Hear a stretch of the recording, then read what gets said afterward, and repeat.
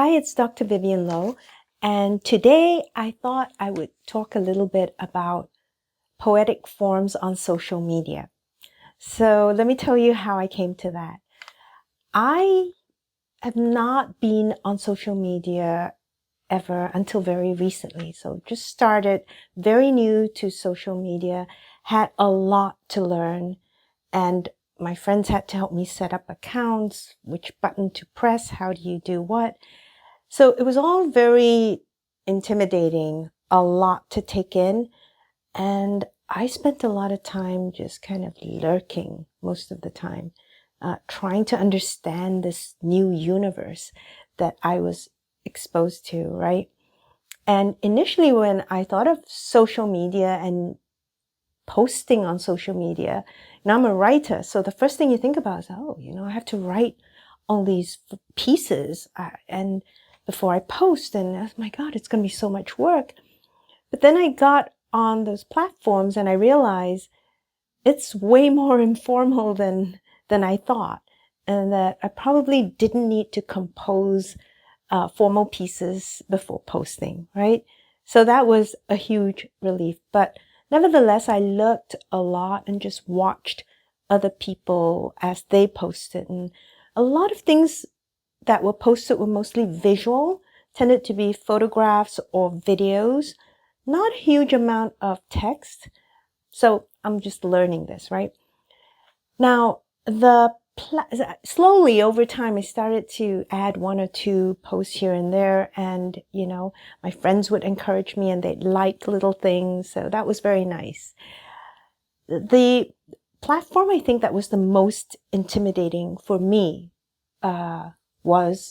still is Twitter. Okay. I was like looking at this and just trying to understand the Twitter universe.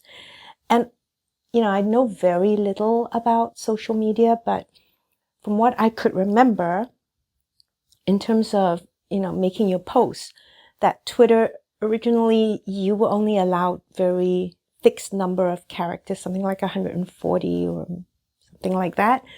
And that was the form. It was a very short form.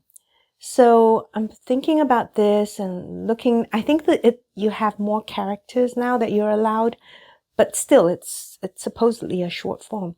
So in trying to garner enough courage up to post for the first time in Twitter, I kept thinking, what am I going to post about? I don't know. But because of this short form thing, it occurred to me that I could post a haiku, right? A haiku is a very short poetic form, a Japanese poetic form. And for those of you who are not familiar with it, it's 3 lines. And the Japanese format would be 5-syllable line, 7-syllable, and then 5 syllables. So there's a syllabic count there. But most people who write haiku-based verses in other languages probably don't count the syllables, right? But nonetheless, it's a very short form, and there's a certain essence about haiku.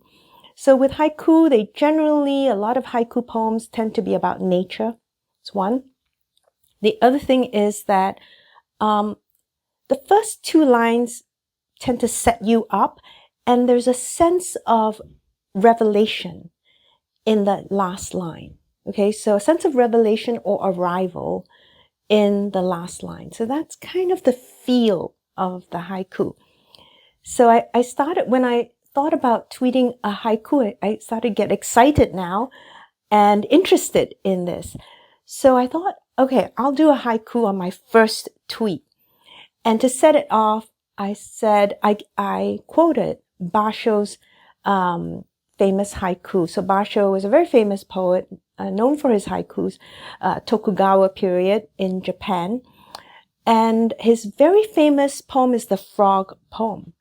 So I thought I'd set it off in case some people didn't know the form. I'd explain, here's Basho's example, and then I'd, give my own little ditty at the end. So the Basho poem most commonly is translated as an old pond, a frog leaps in, splash. Okay? Splash is a onomatopoeia, which means it's a word that resembles the sound of the object you're trying to represent. Okay, like woof woof or meow, something like that. Crash, right? So sound words. And in Japanese, that's last line that I translated splash. Some translators, actually quite a few, will just put sound of water as the last line to denote the onomatopoeia. Okay, so there are many choices in translating that poem, and I certainly read several hundred versions, if that, and I have tried my hand at translating it as well. Just 3 lines, and yet so much to think about, right? So the way I translated it on the tweet was I put old pond, frog leaps, splosh. Okay, old pond, and I didn't use any articles. I didn't use and, the, because I just wanted this pond to float up in your mind. Now, I don't know Japanese, but I think it has some similarities to Chinese. And we don't have the use of articles, definite or indefinite, in Chinese, in the Chinese characters, which the Japanese also use. So I figured old pond rather than the old pond or an old pond, right? And the other issue with that is, you think of Japan, you think of the floating world, right? And so this idea of this old pond, which is a body of water itself, just floating into your mind, right? And it has this ethereal quality. It's not pinned down by anything, right? So old pond, frog leaps. Now, a lot of people translate frog leaps in, frog jumps in, frog jumping in. But I didn't like the preposition there. I didn't like the preposition because, I told you that the first 2 lines set you up for the last line. And, frog leaps in, and we have already arrived in. You know what I mean? If you have that preposition there, frog leaps in. By the end of the second line, you've arrived. So what I wanted was this sense of frog leaps, and then that suspension in the air, and that white space on a page. So there's a sense of leaping and openness. So frog leaps. That's how I wanted to do it. And then splosh. Okay, let's go with the frog leaps first. On the tweet, I actually represented the poem on 1 line. Okay, I didn't put it in 3 lines because I was afraid of the character limit, and I thought, I don't know what the character limit is, and I know it's supposed to be a short post. So I thought, rather than worry about getting the post cut off because of character problems, number of characters, I'll just put the Basho poem in 1 line and use punctuation to represent the line breaks. So old pond, comma, frog leaps. I didn't want a comma there because a comma is a pause.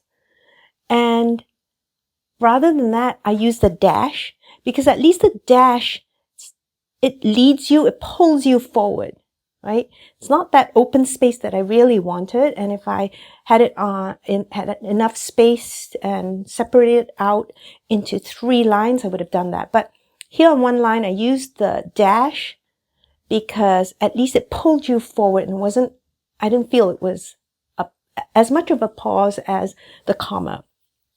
And then into the final word, and I used splosh. I used splosh, and it wasn't the word I really wanted to use because, it wasn't quite it. Splash, I didn't think the sound would be a splash. I don't know. Just that frog entering into the pond for me wasn't a splash. I've seen people use plop. Okay, plop. Plop seems like a harder word. And when I think of plop, I think of plopping against something hard, like the ground or tarmac, plop.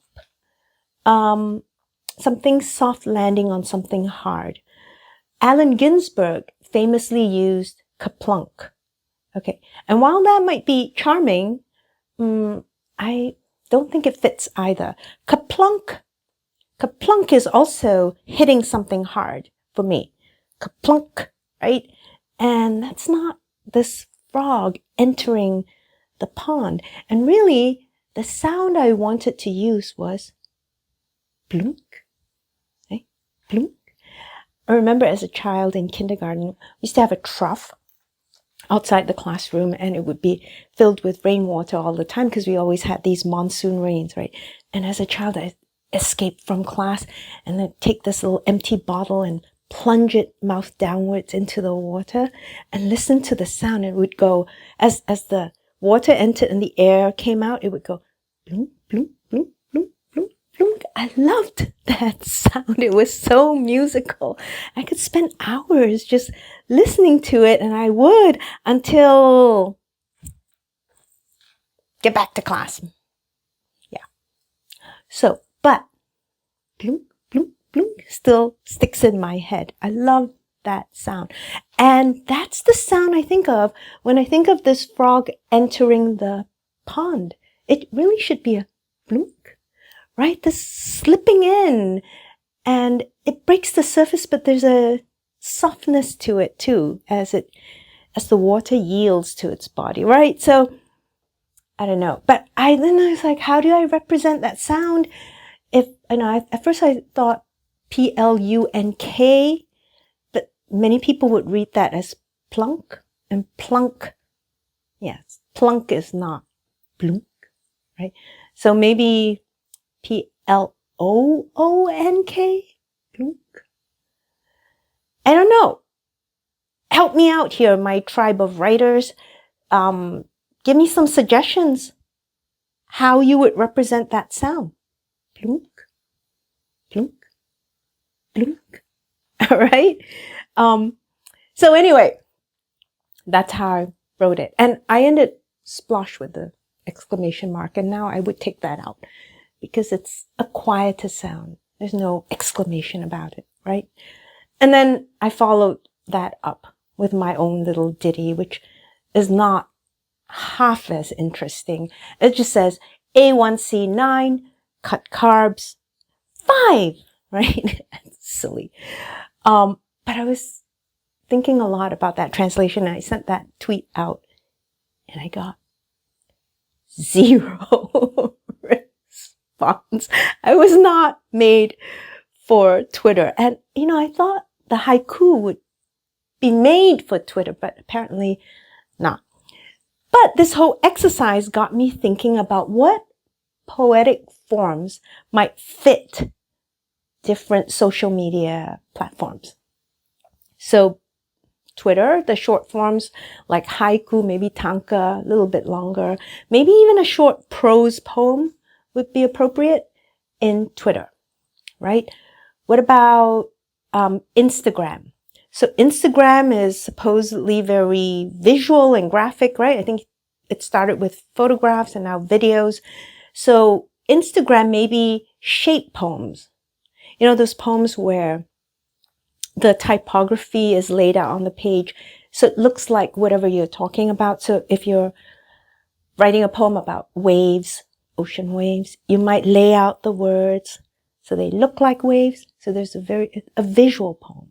Okay, so maybe we could use a visual poem for Instagram. Facebook. Facebook, I think of as something with a call and response, because there's that interaction and people liking and that a lot of that back and forth. And your friends tend to be people you know better. So there's a lot more of this interaction. So maybe a call and response type of format.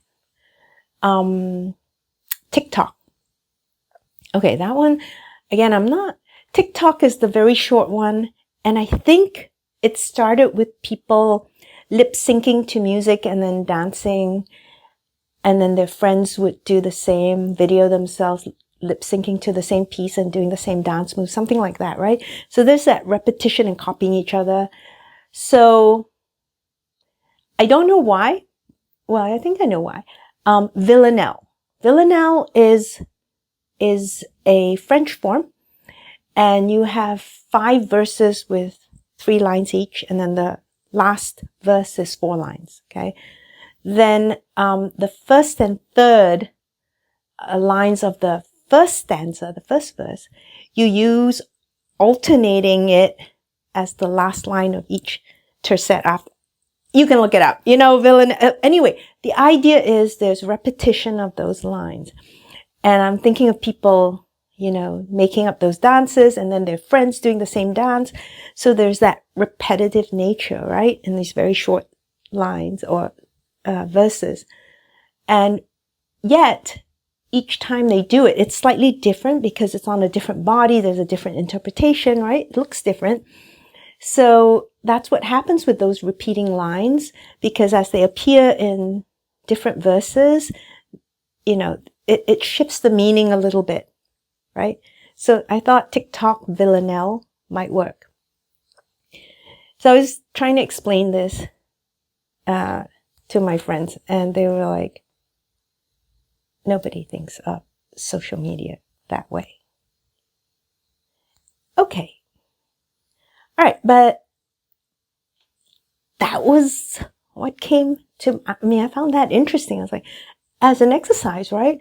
What poetic forms do you think would suit different social media platforms? There is an exercise for you, and I hope you share some of your inventions, your thoughts, right? And maybe you'll experiment and, you know, use those forms on those platforms. Okay? Yeah, I know. I make my life a lot harder than it needs to be. But it's more fun that way. All right. I'm going to try and figure out how to do a proper tweet. Good night.